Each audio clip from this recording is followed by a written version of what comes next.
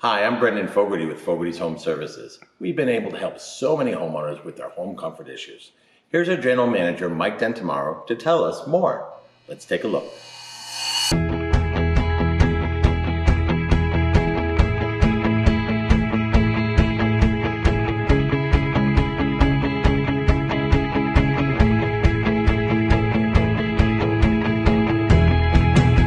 Hi, my name is Mike Dentamaro, General Manager here at Fogarty's Home Services. And we're going to discuss a home here in Weatogue, Connecticut that had some issues in the home. The homeowner wasn't even sure were there until we got there and helped him identify them.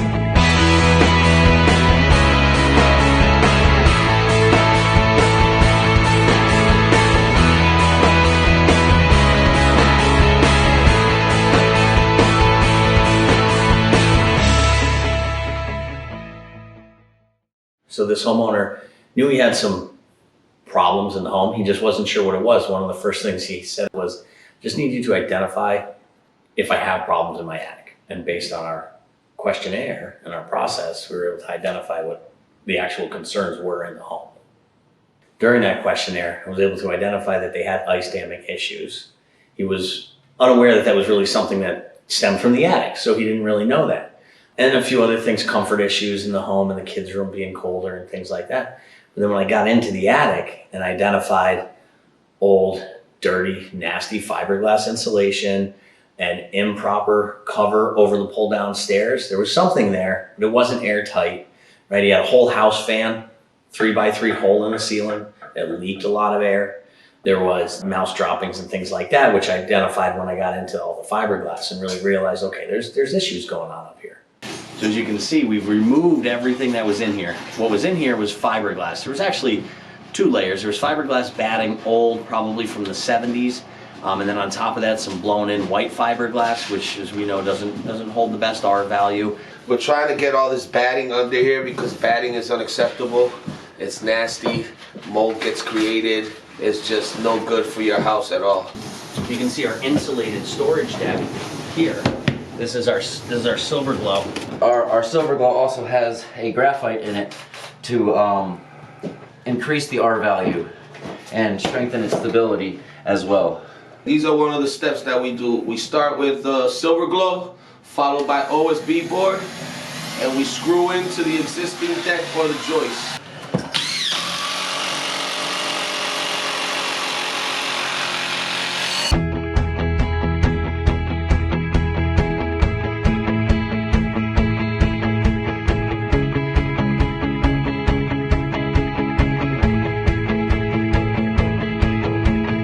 So I got with the homeowner, we spent some time understanding his concerns, and then we did an inspection. I brought him up here and started to point out a number of things to him.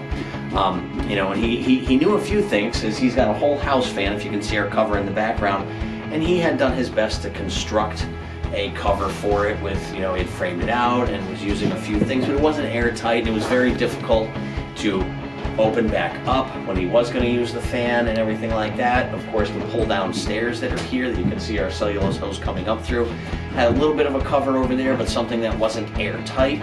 We had the whole house fan, right? Big giant, like I said, 3x3 hole, was leaking a lot of air, but he wanted to keep that fan. Not a problem, but we have to have a proper cover. Our David Lewis whole house fan cover. Got that on top of there with the removable cover, and then similar cover made of the 4-inch silver glow for the pull down stairs.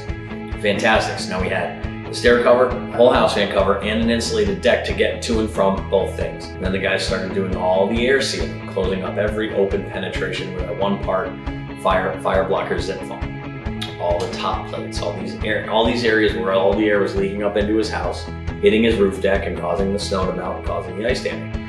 So we identified all those, we were able to air seal every single one of those. We also had a handful of can lights or recessed lighting. We covered all of those up.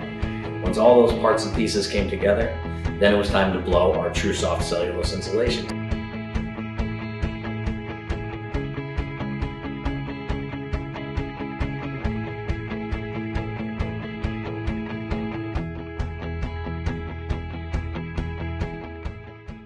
All right, the cellulose, we blow to 20 inches from the sheetrock below the floor joists, and blowing to 20 usually settles at 18 to 17. The R value is R60.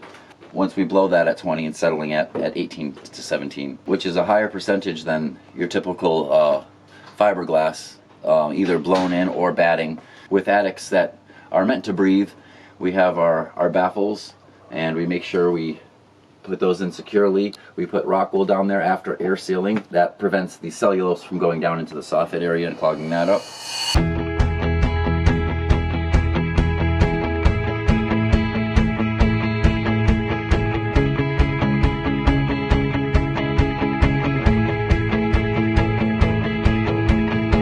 Down in the basement of this house here in Weatogue, Connecticut, about 2/3 of it was unfinished basement. The other third was his office. So it was a finished room, thankfully with a drop ceiling, because we had to identify and be able to seal up the rim joist and the sill plate area, where that house sits on the foundation.